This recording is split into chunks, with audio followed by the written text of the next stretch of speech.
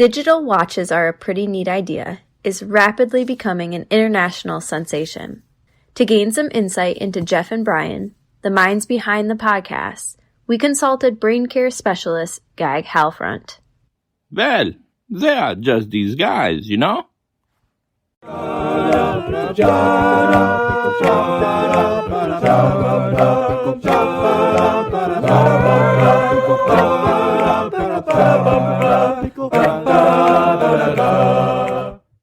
Hi there. Welcome to Digital Watches Are a Pretty Neat Idea. This is Jeff, and I'm with my friend Bryan, and we'll be talking about the Hitchhiker's Guide to the Galaxy in all its forms. But before we do that, let's listen to a message from one of our proud sponsors. This episode of Digital Watches Are a Pretty Neat Idea is brought to you by the Pan-Galactic Towel Underwriters, securing your towel with the Triple P, promotion, preservation, and protection. No claim will be processed without orders signed in triplicate, sent in, sent back, queried, lost, found, subjected to public inquiry, lost again, and finally buried in soft peat and recycled as firelighters. Claim exclusions include towels that have been subjected to Vogue on poetry, ripped or torn by being trampled on by the ravenous bug bladder beast of Troll, or have been used to clean up anything containing that old jank spirit. Pan-Galactic Towel Underwriters is in no way affiliated with the Pan-Galactic Gargle Blaster. Do you know where your towel is? Hello, this is Jeff. This is the section I like to call, What in Life, the Universe, and Everything Are They Talking About? This is where I will summarize everything we are talking about this episode. I'm going to use this section this episode to tell you about a slight format change and the reason behind it. When I decided to ask Bryan to do this podcast, one of my concerns was that it is not an open-ended subject, or, in other words, there is not an infinite amount of material. I wanted the podcast to last for more than a few months, so we had to stretch it out. Therefore, we decided to do a monthly podcast rather than weekly. Another concern was that not only was it a finite amount of material, but it repeated itself. There was a radio show, a book, a TV series, a comic book or graphic novel, and a movie. All of these have a bulldozer, Vogon, a whale in petunias, and the answer 42. I did not want to do virtually the same podcast 5 different times. Also, our goal of this podcast is to talk, as friends, as if we have read it and discussed it many, many times, because we have, about the parts of the book that entertained us or confused us, rather than telling and retelling the actual story. However, we feel that is unfair to the people who are unfamiliar with the Hitchhiker's Guide to the Galaxy series, who may want to tune in to find out what this whole property is all about. Doing a single summary at the beginning seemed like a good idea. However, we think it will be better, for episodes about the books, to break up the summary into multiple parts and insert each before we discuss that section. This way, those who are unfamiliar with the story will get the basics of what is happening, and those who are familiar with it will have an indication of what part of the book we will be discussing. Thank you. Now, back to the podcast. Hey, Bryan, how are you doing today? I'm doing great, Jeff. How are you? Well, I feel like I have deja vu. Didn't we just cover this material? All over again. Yes. Yeah, you know what? And I can't stop thinking about Rula Lenska and Robert Heinlein. Really? How do they go together? Really? Well, I'm sure that Rula Lenska never met Robert Heinlein, but we didn't really talk about this in the last episode, I think. But the voices for the Lintillas, yes, was read by Rula Lenska. Correct. And that was mentioned in the audio. And I wondered, did you notice that or remember that name or ever hear that name before? Yes. Rula Lenska is a name that I have heard and know about. I couldn't tell you anything other than secondary phase of what she is in, but it's, in my mind, one of the greatest names ever in the history of names.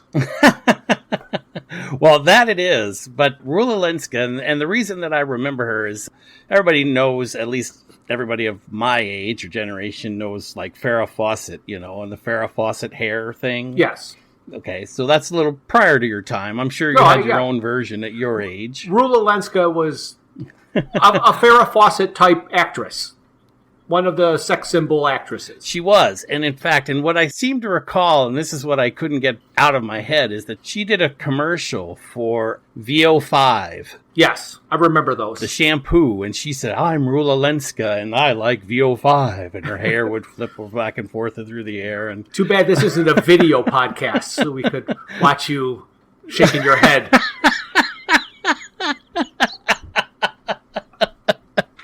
Yes, they have no idea what they're missing, do they? They're grateful, but they have no idea what That's right. But anyway, Heinlein doesn't show up until, I don't know. I think it's the 19th chapter.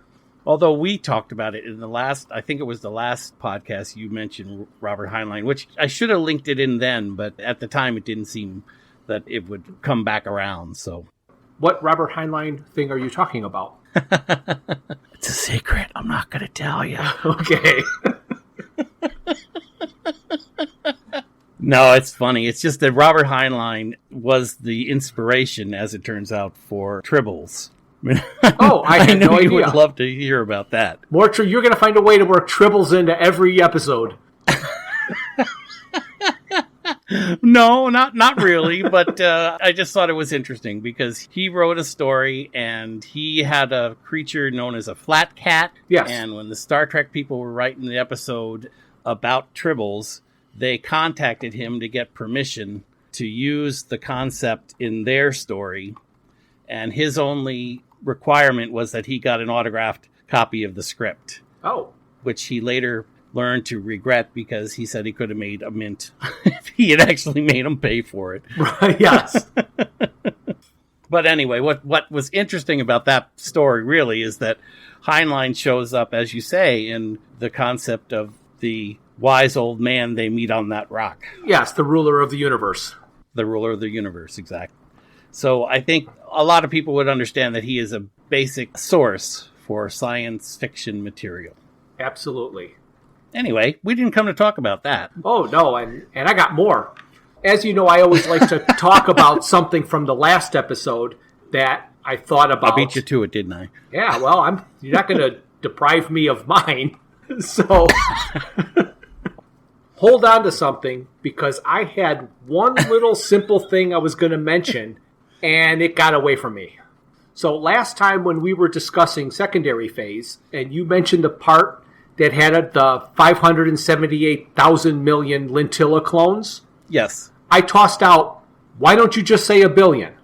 And I thought that you thought I meant you specifically during the podcast, but I used it as a general you and was referring more to the author. Correct. Of why did he use 1,000 million instead of billion? Mm-hmm. Anyway, I started thinking about it and why it was used, and I really couldn't figure it out.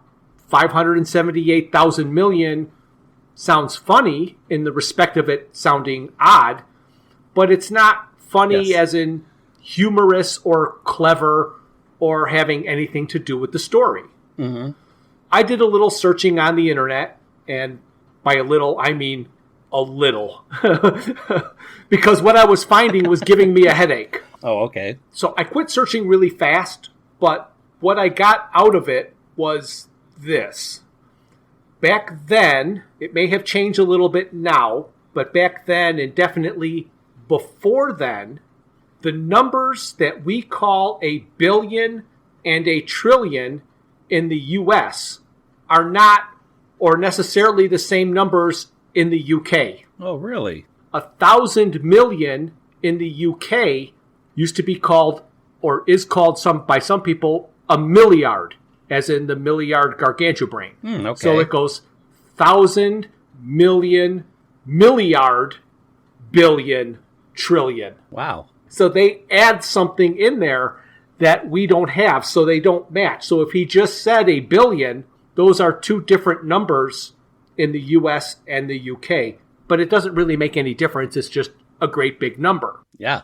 Well, that's cool. All of the research about this happened because I had a stupid joke go through my head of which I thought would be hysterically funny. And I wish he would have used it. Oh, well, when you set it up that way, you know it's going to be funny. Yeah, well, forget about the fact that there's this milliard thing, and if you just imagine that million and billion are the same in the U.S. and the UK, Okay. if instead of 578,000 million, he said 578,000 billion, that would have shown he was intentionally avoiding trillion. Because she got wrote out of the story. Oh, uh-huh. Didn't even want to use her as a number.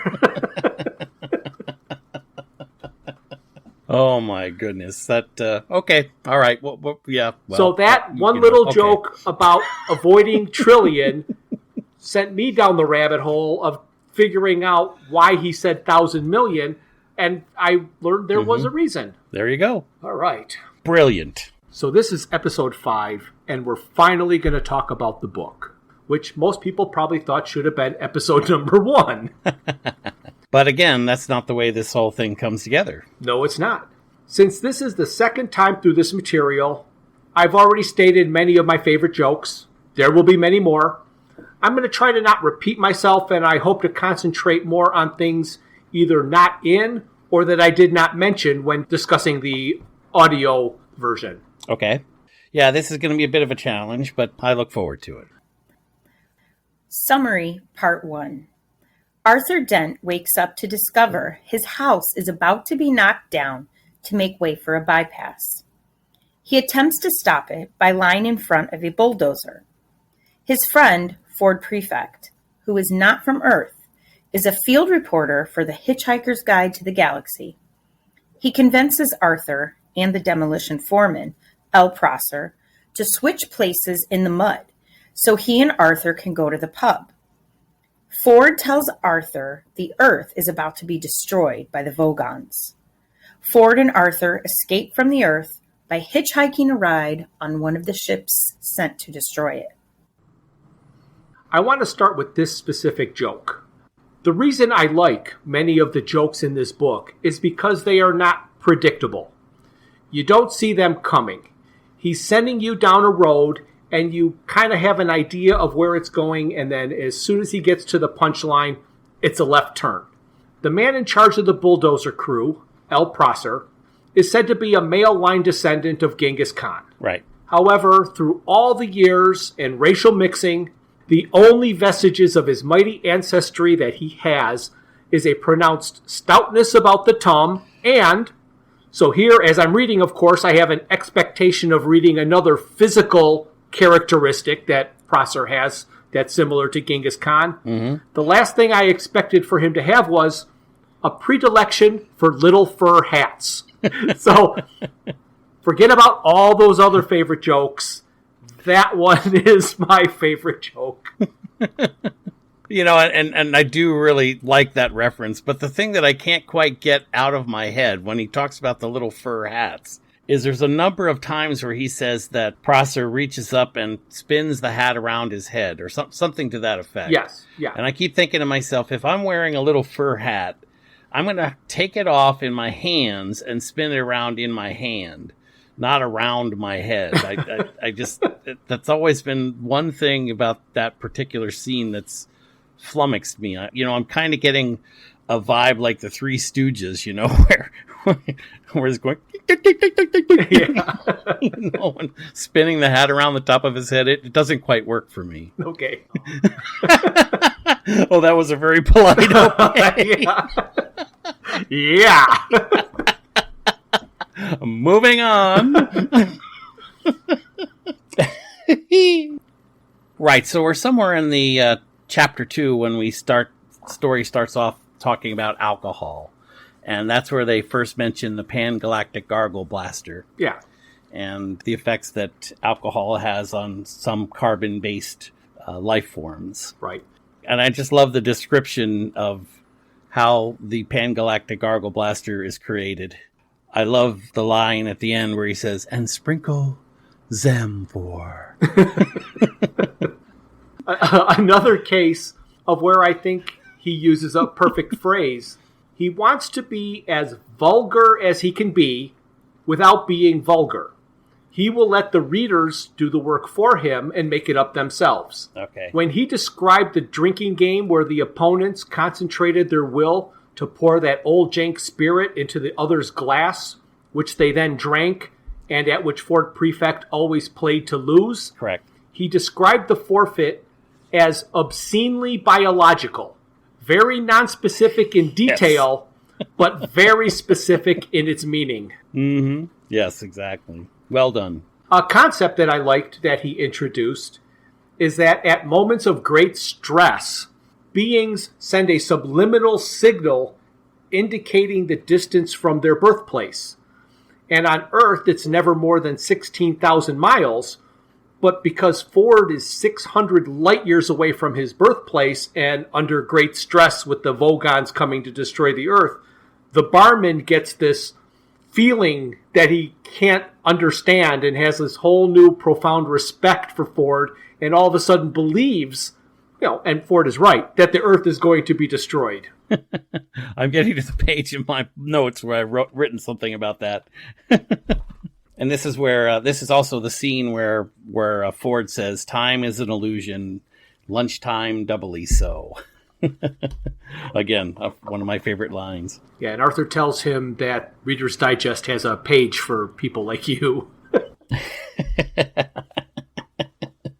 When we reviewed this book, I listened to it on audio by the author. Yes, me too.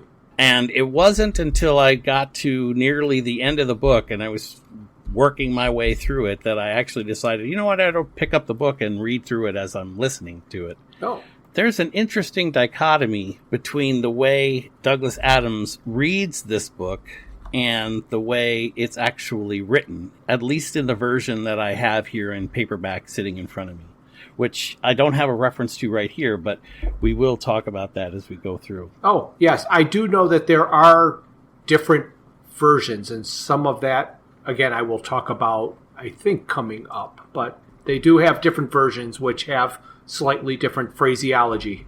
But we also find out it's Thursday. Yep. Because that's when he mentions that it's Thursday and he could never get the hang of a Thursday. Yes. So in my notes, I have come to the end of the Earth. Anything to say before the Earth ends?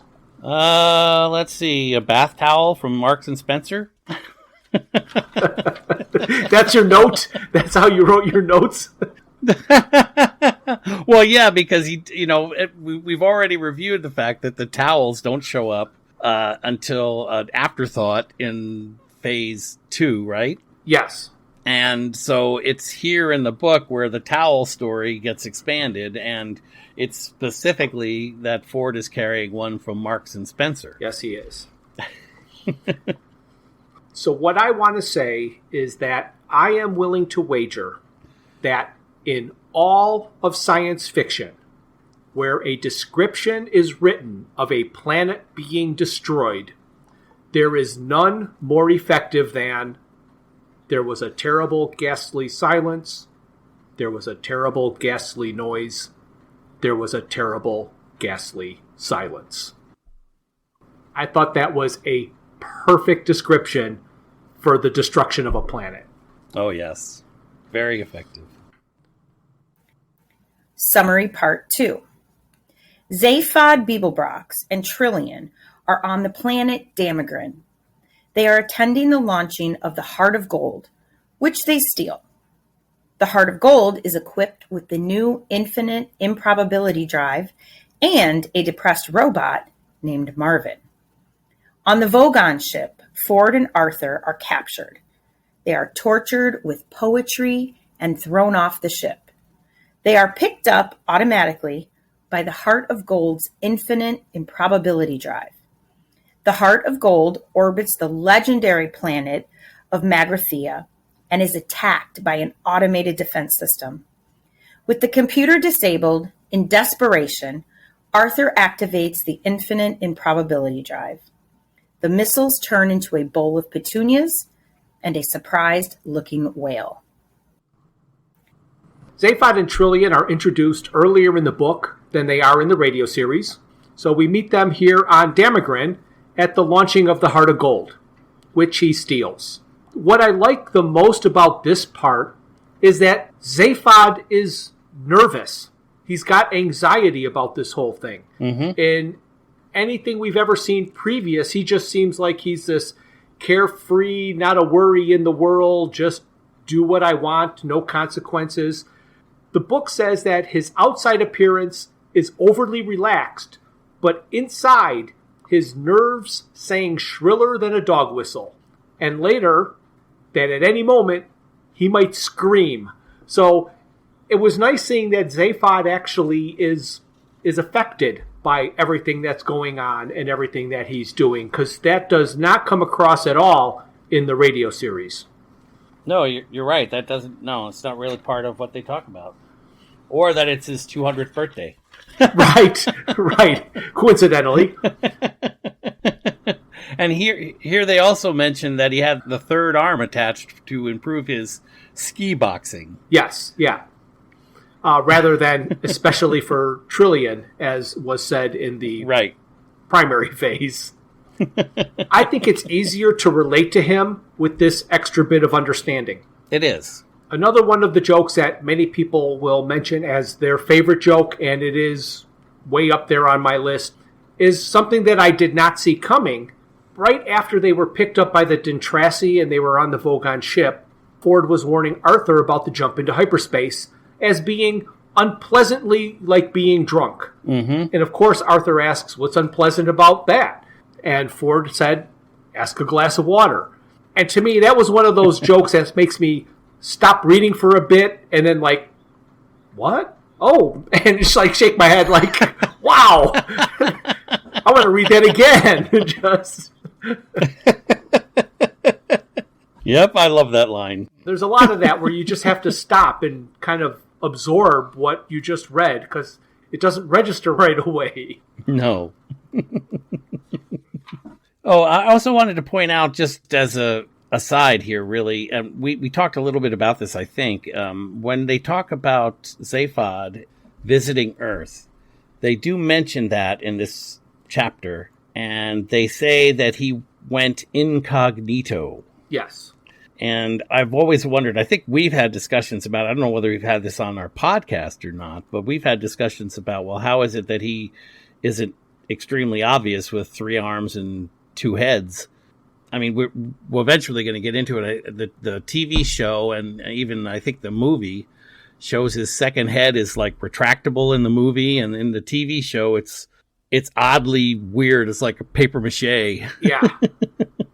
He disguised himself in some form is really the only point that I wanted to make about that. Right. Well, because if he did have 3 arms and 2 heads walking around Earth he'd have to go It'd be a little bit difficult. Yeah. For some reason, another little bit that I really latched onto as a favorite is when it talked about space being big, really big. It says after they settle down, there's a part about the beautiful planet of Bethsalaman. They were so worried about the cumulative erosion from over 10 billion visitors a year that any imbalance between the amount you ate and the amount you excreted was surgically removed from your body. And if that wasn't bad enough, they say, so every time you went to the bathroom, it was vitally important to get a receipt.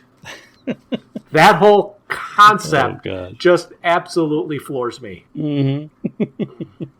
Right. So in this area, we're also talking about the Vogons and their dedication to the Galactic Civil Service. And one of the things that they also talk about here is they talk about Ford's name. Yes. And what's interesting to me about that is this is where I know we had a conversation about, they make a comment in the phase 2 when Marvin arrives at the Hitchhiker's Guide lobby and they say that he's been unable to adequately explain how he got there. Right. Well, that's a reference to Ford and Ford's father, where during the collapsing Harung, which he escaped from, Beetlejuice 5, I believe it was, he's never been adequately or satisfactorily able to explain what a harung was and why it chose to collapse. That's right. And that reference became a little part of Marvin's story in the radio show. Right. And I knew it was out there somewhere, and I still think it's funny that all the kids called Ford Ix when he was a child, because that Ix translates as boy who is unable to explain what a harung is, nor why it collapsed on Beetlejuice Actually, I wrote 7. Is it 7 or 5? I don't know. One of the two. Right. Yeah. It says, was it like a 2 or 3 word name? And it means it's like a long sentence. Yep. I've given this book to many, or at least asked many people to seek it out and read it. Mm-hmm. Afterwards, I would normally ask them how they liked it. Obviously, I got varying responses. Pretty much no matter what the response was, but definitely if the response was just, it was okay, I would ask if there was anything in the book that they did like and stuck out to them. Mm-hmm. As you know, I have many favorite jokes in the book. And usually their answer would be one of the jokes from that list. Right. I had my mom read the book. Okay. And she said, oh, it was okay. It's just, it's not for me, but, I know it's the thing you like, or all that kind of stuff. Probably said something along the line of being childish. So I asked her the question about a favorite part. And she said there was one. Mm-hmm. And I was like, oh, what was it? And I was just like ready for one of the standard answers. And that's not what I got. So I will read the excerpt of the joke that my mom said was her favorite part. When the infinite improbability drive was activated for the first time by Zaphod and Trillian that ended up rescuing Ford and Arthur, all sorts of other crazy things were happening all over the universe due to its activation. One specifically was that 239,000 lightly fried eggs materialized in a large wobbly heap on the famine-struck land of Pogrel in the Pancel system. The whole Pogrel tribe had died out from famine, except for one last man, who died of cholesterol poisoning some weeks later. That's a deep cut of all the things in the book. That's the one that resonated with her. Now, she was a nurse. Makes sense to me. Being a nurse, it makes sense how cholesterol poisoning is funny. Oh my gosh, that's fantastic. I think I was in some kind of stunned silence for a moment after she told me. It's not that I didn't think the part was funny, but like I said, it's what I would consider a deep cut, not the average person's first choice. So it is now officially on my favorites list. Okay, let's see now. That's favorites 1. Yes. I also love it when they say here, and I think it's probably said in a couple of different versions, but when they're talking about Vogon Jeltz, it says here that he's always vaguely irritable whenever he has to demolish a populated planet. Right. But it is interesting. They don't talk about Gag Halfront that much. No, they don't. I do have a bit here about technology. It's funny how it is predictive and antiquated at the same time. Like we said before in another podcast, they're still using audio and videotape. And Eddie spits out ticker tape as he speaks. So as Eddie the computer is talking, there's paper just going right into a garbage can. But at the same time, the guide is technically an ebook reader, and the radio on the Heart of Gold has gone beyond touchscreens to motion sensitivity. Right. So you have to hold really still, make sure you don't change stations. Right.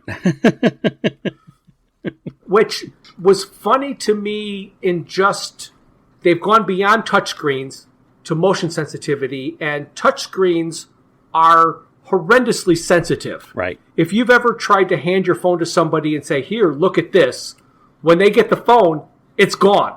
just that Right. whatever little touch hits the side of the screen totally wipes out everything that you had up on the screen. So I can only imagine what it would be if it was just in-air motion sensitivity. Well, man, you can really get a feeling for where it's going if you've ever put on one of those VR headsets. I don't know if you've had the opportunity, have you? Yes, I picked one up for some other reason that isn't going to work.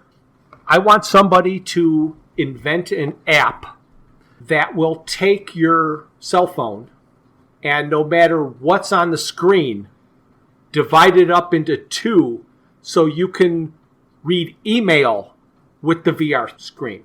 And the reason... Okay. And not that I want to read email, and I'll even give you my purpose. So for those tech people out there who want to invent something, here's a need. My wife Denise does her horse riding lessons remotely.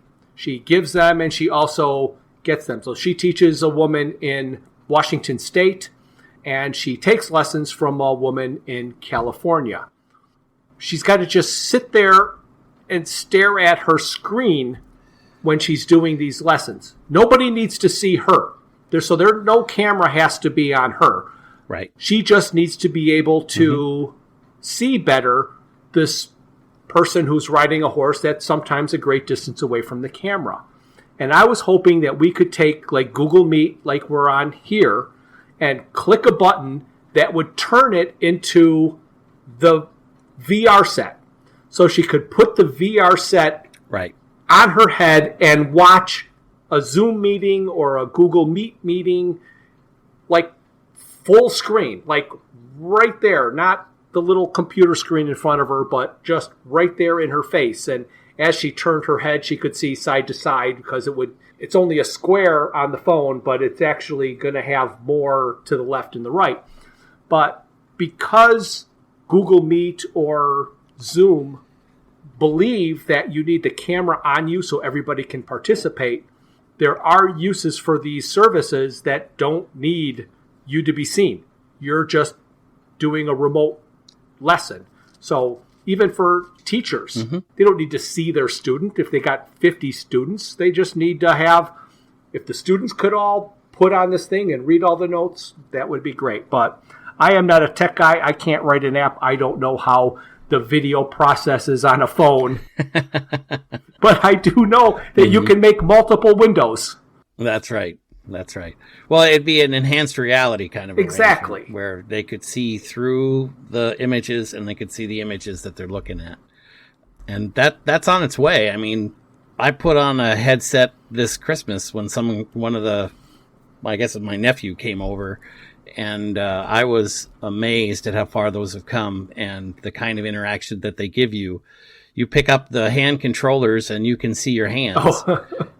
And it's amazing, that almost mimics the exact motion of your hands in front of you. And it's quite in-depth and quite interactive. I mean, you're right there inside whatever image that they've created for you. So anyway, if you go that far, then like you said, we're talking about the radio stations and the motions and the waving and all that kind of thing. All of those things are effects that they take advantage of with VR. Yes, right. And here it is back in the early 80s, and he's talking about it. Mm-hmm. Yeah, I like it. We're talking about the radio thing, and that's where that line comes in. For all of your other intelligent beings, remember, folks, bang the rocks together, guys. Yes, that came from the news. And we're talking about this particular scene, and this is where Zaphod has another line that I really enjoy. And he says, after she throws the pencil and disrupts his news report, he says to her, if there's anything more important around here than my ego, I want it shot. Right. And it's actually during this part of the book where they talk about where Eddie references the idea that telephone numbers have a lot to do with this improbability drive. Not just the improbability drive, but just life in general. Right. People's lives are governed by telephone numbers. Correct. Right. Absolutely. Another thing that I like the way he does is his, I guess I call it environmental humor. It's not a joke. It's just something that is happening in the background that the whole concept is funny.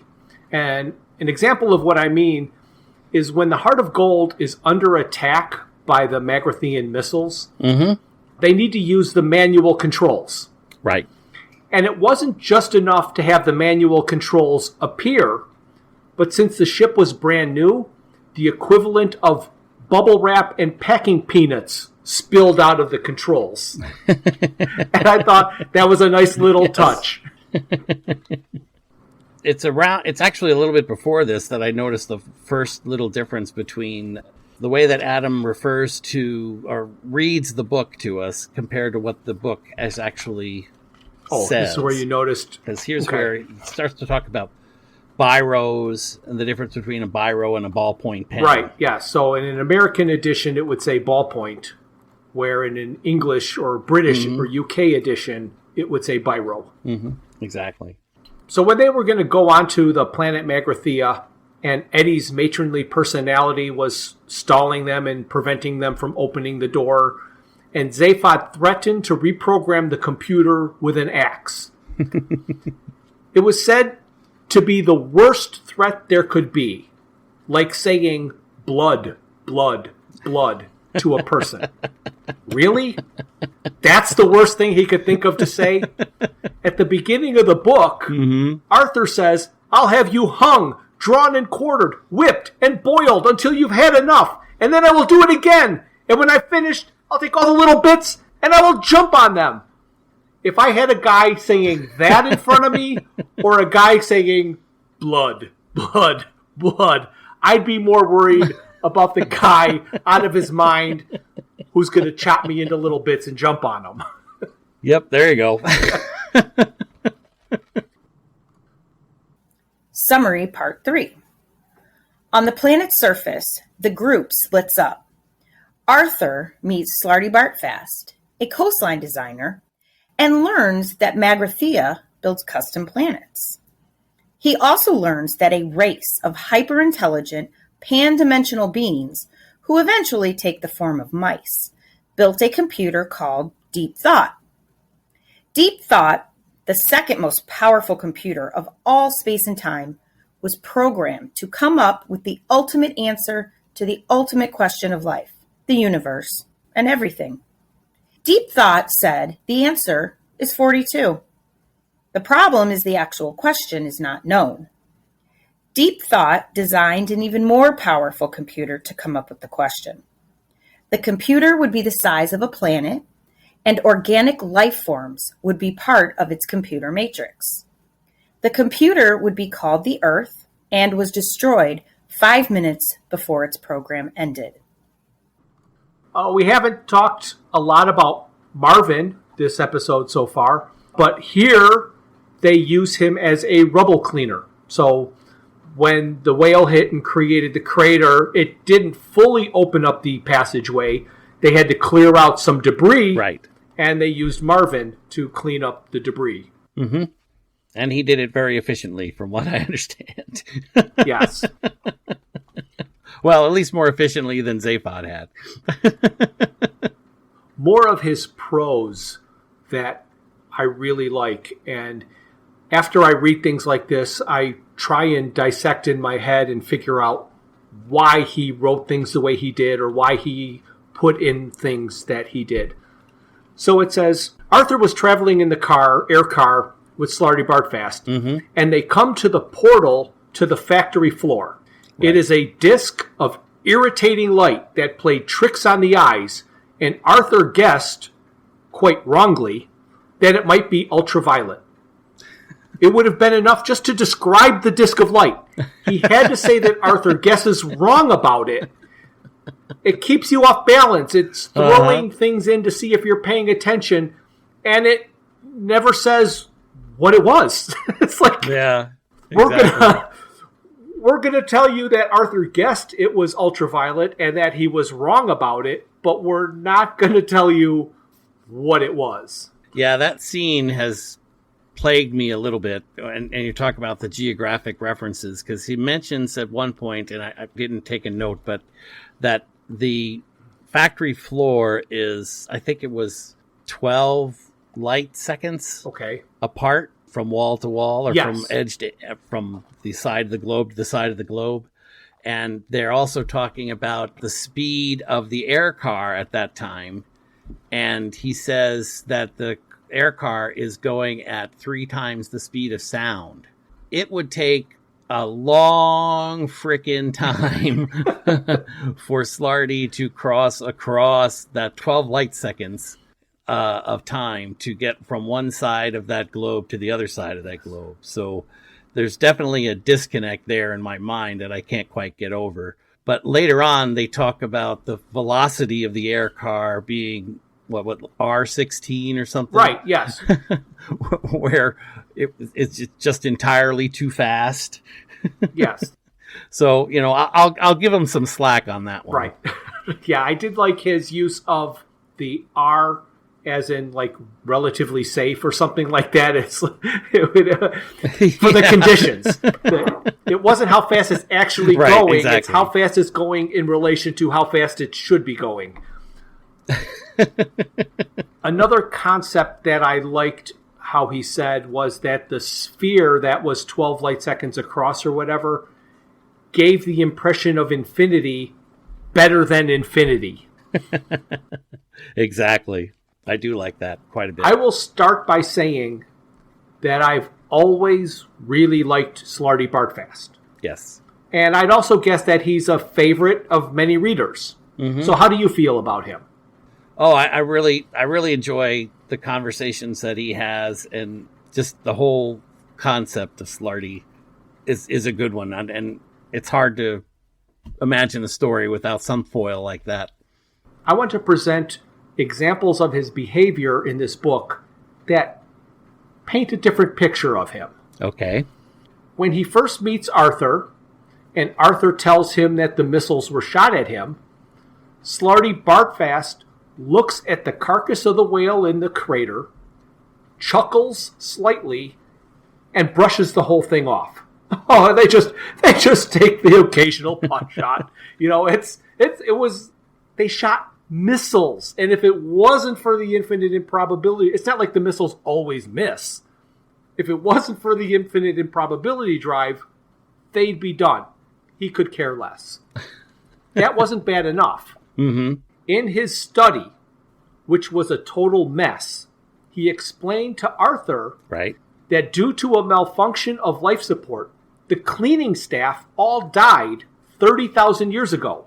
Yes. And the only thing that concerned him about that was who was going to clear away the bodies, because they were the cleaning staff. And they can't clean anymore. And of course, he's helping known fugitives. Mm-hmm. So Slarty isn't all this good guy. No, but he did threaten Arthur's life. Yes, he did. Yes. You knew he was dangerous. That's right. He was going to make him late.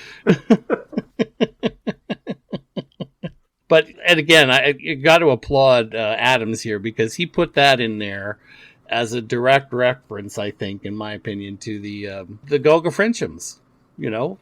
I mean, who else died in the Gulga Frenchums but all of the telephone sanitizers?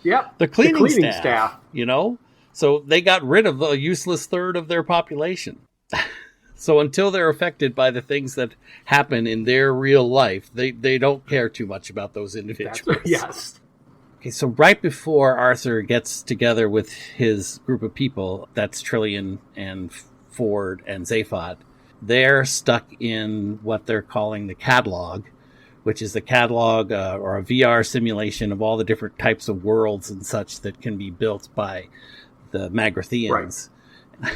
One of the things that I liked, of course, is there's a previous reference to dolphins being, what were they, the second most intelligent beings on Earth? Right. But at one point, all of 3 of them are standing in a big, huge pile of fish. And they say some people like the oddest things. And I can't stop thinking about, well, if I were a dolphin, that'd seem like heaven to me. That's right. It's really kind of interesting. They also bring up in the book an area that they really don't discuss in any other place that I'm aware of. That's where Zaphod talks about his experience with Uden Vranks, yes, the prior president and he says that they are in fact semi-cousins, and they discuss at some length, or he discusses at some length, what caused his disconnect between what he is actually doing, which he doesn't understand, and the results that he's getting, which he doesn't know he wants. Right. So it's just interesting that there's a tie-in there while they're all standing around watching all these odd types of planets being projected through them and onto this area where they are being held captive. Yeah, and that Food and Ranks was like a freighter captain or something, and Ford broke into it with Ford to steal candy, and then they got beamed into prison or something. Yes, exactly, and that's a very interesting story, and it's only here in this book that part of the story is actually laid out. Summary, Part 4. Since Arthur was on Earth right up until it was destroyed, the mice believe the question is in his brainwave patterns. They want to buy his brain. Arthur refuses. All of a sudden, the intergalactic police catch up with Zaphod. Also, the Magrathian security forces are trying to apprehend Arthur for the mice. Slarty Bartfast helps the group escape from the Magrathian security, and Marvin helps them escape from the intergalactic police. They all fly away on the Heart of Gold, and Zaphod realizes that he is hungry. All right, I have a part here that I want to talk about, and I'm not sure how to set it up because it's an armchair quarterback or a hindsight is 2020 type of thing. Mm-hmm. Here's where I noticed a missed opportunity. Okay. I mean, everything that he writes is brilliant, and in no way, shape, or form am I going to say that I could do a better job, because absolutely not. But after my 20th time reading the book, I saw something that I was like, oh, he missed this. He could have put in something that would have closed a loop in the book that he closed in the radio series. In the radio series episode where the missiles turn into a whale and petunias, due to the stress and anxiety, they had to reveal that somebody bruises their upper arm. Right. And like here in the book, they also did the same thing. If you listened all the way through to the post-credits, it is said that Arthur bruised his upper arm. Right. So in the radio series, they reveal the fact who bruised their arm. The book never reveals it. The book never says it. Right. However, there's this part after the mice and after everything when all the alarm bells are going. Arthur has declined selling his brain to the mice, and he and the group were trying to escape. And the mice rose in their glass transports and swooped in at Arthur. Right. Arthur was transfixed by the airborne mice, and he was frozen in place. It is said that Trillian grabbed him by the arm and tried to drag him to a door that Zaphod and Ford were trying to open. Right. How perfect would it have been if Arthur yelled, "Ow, my bruise." There's an opportunity to throw in who bruised their arm if you were paying attention, and it was missed. And the "ow, my bruise" would have snapped him out of his being transfixed by the mice in their transports, and then they could have escaped. So, I don't know, that's my thing that I saw, and I'm like, oh, I can make it better. Oh, there you go. I do actually think that there's two other things in this particular part of the book that I thought were interesting is when Broomfondle and Magic Thighs are discussing why they want the computer shut off. They say, for one thing, if it goes about proving that God exists and then gives you God's phone number. I don't know if you picked up on that one. It's another phone number. Yep, the phone number. Because I thought, of course, that that's another episode or another aspect where the phone number and probability would fall into it. And I thought that was an interesting little add-on. I think it's only there in the book that they say that, because I believe they say address in the radio show. Oh, I'm not sure which it goes, but I do know I heard it in the book. Right. And the other thing that I think is interesting was, and we talked about this too when we were talking about the radio show, was that in the book, Slarty Bartfast explains the first part of the story himself. Right. At the end of the chapter, it says that that's basically how he summarized it, or something like that, to say that he explained it. And then in the next chapter, chapter 27, that's when Arthur is hooked up to the Senso tape, where he experiences the second part. Like surround VR. He becomes part of the scene. Exactly. Yes. Yeah, but I think it's hysterical that he basically grabs two naked wires, one in each hand, and that's how he gets connected to this device. But anyway, that tickled me quite a bit. It's during this part of the story where Benji and Frankie are talking about what they might do and how they might come up with an answer that's going to work, where they mentioned that it was by merest lucky chance that they were off the planet on vacation when it was destroyed. And that they then were the tools used to get to Magrathea. They say that Magrathea is a gateway back to their own dimension. So they needed to return to Magrathea in order to return to their dimension. Yeah, I found that interesting how it all came about. Also, here's a slight difference that they discuss, because the way they managed to get themselves out of trouble has to do with the awards that are around the office. And right. The spoken version, they refer to them as perspex blocks.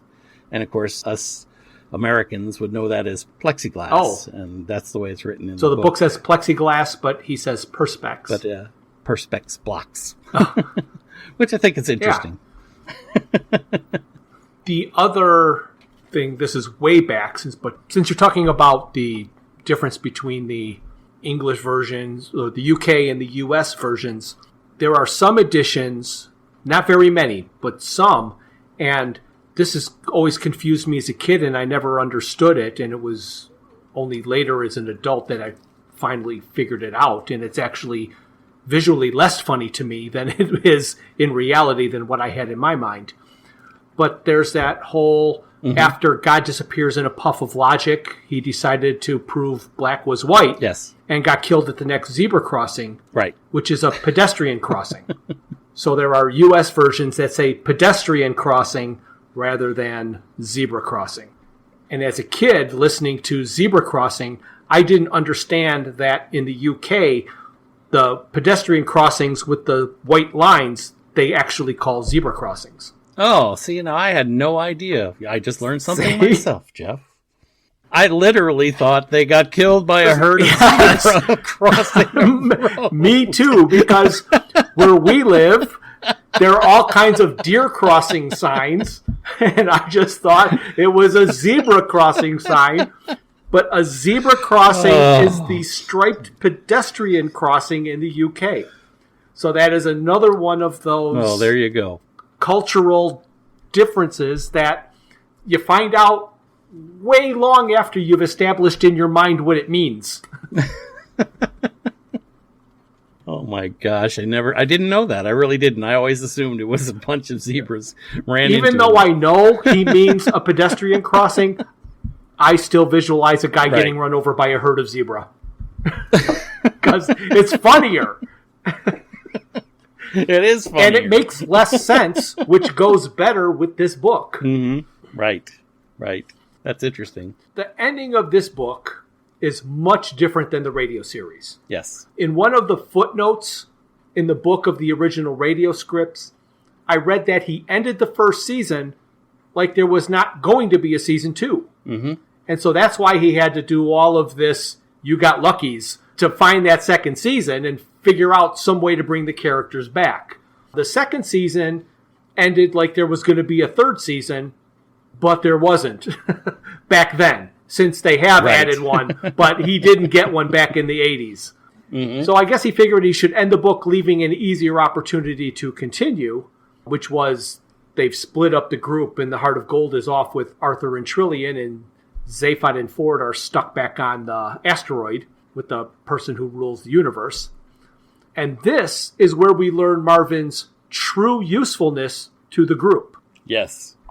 This is where he does a little of the subtle joke-telling with a purpose that I admire so much. Mm-hmm. So when he is describing the police vehicle next to the Heart of Gold, he mentions the stenciled lettering of various sizes. Right. He said it informed anyone who read it where it was from and what section of the police it belonged to.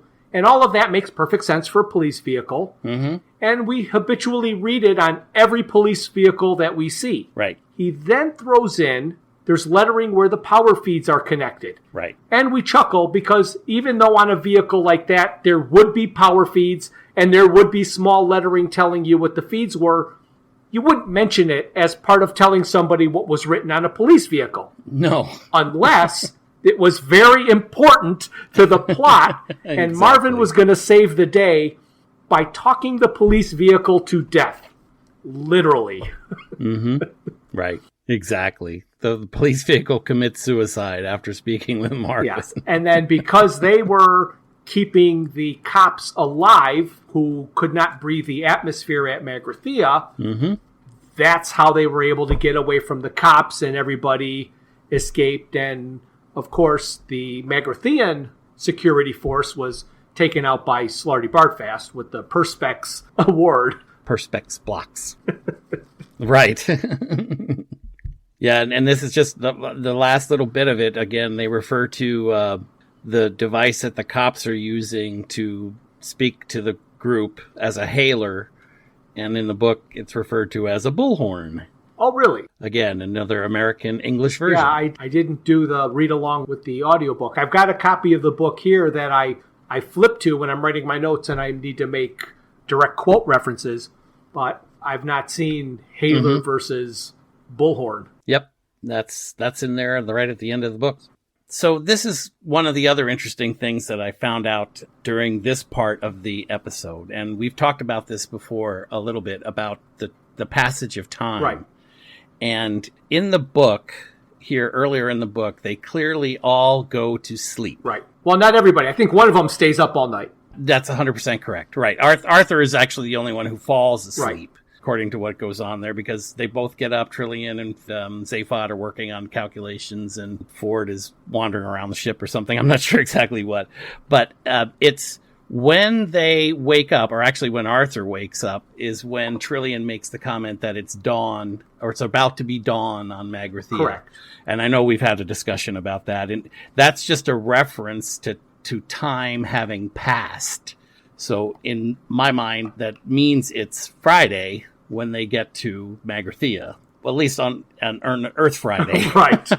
We're not sure how many days there are in the average universal calendar or how long they are. And that's what comes up here right at the end. I don't know if you caught this or not, but as they are leaving the planet, we are told that the sun is setting again. Because it was setting. No, I'm sorry. No. I did that wrong. No, we are told that it is morning, that the sun is rising. Okay. Because it was setting when Slarty Bartfast met Arthur and brought him into the planet. And they did everything with the mice, and then they came out. And when they came out, they mentioned that the sun that it was morning, that the sun was rising on the planet. It was morning again. So they spent all night, all Magrathean night. Here's something that we didn't mention that I want to throw in there. This book ends very abruptly with a throwaway line of Zaphod just going, "Let's all have dinner at the restaurant at the end of the universe." Just out of the blue with no context, and it's very disjointed. It is jarring. My understanding is that the editors were so upset at how past his deadline that he was, they sent an assistant or somebody to his house to stand over his shoulder, and on a particular day, at a particular time, he was going to take the manuscript for publication regardless of where he was. Sounds about right. So he had to end it. So that's why Yes. it just seems to be going on, and then it ends. And then there's this throwaway line that doesn't really mean anything. Mm-hmm. It sets up the name of the sequel of the book. It does. But it certainly doesn't start where it ended. Correct. All right, look at this. We have come to the end of the Pretty first book. interesting. Oh, absolutely. So our next podcast will be about the 1980s Infocom text adventure game.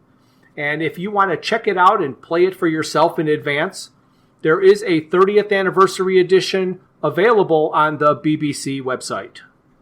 So, say goodbye, Brian. All right, Jeff. I'll just say goodbye. Goodbye. Thank you for listening to Digital Watches Are a Pretty Neat Idea.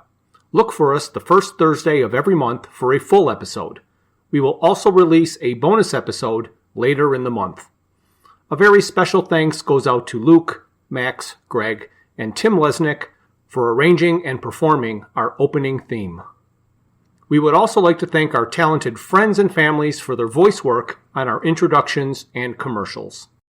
For this episode, a special thank you goes out to Lauren and Danny Ortega for our opening. We would also like to thank Kelly Lesnick for doing our summary. Visit our website at digitalwatchesareapretyneatidea.buzzsprout.com, where you can find links to all my Hitchhiker's Guide to the Galaxy inspired t-shirt designs. You can find us on Facebook and YouTube as Digital Watches Are a Pretty Neat Idea, and on Twitter at WatchesIdea. If you'd like to contact us, our email is digitalwatchespodcast@gmail.com.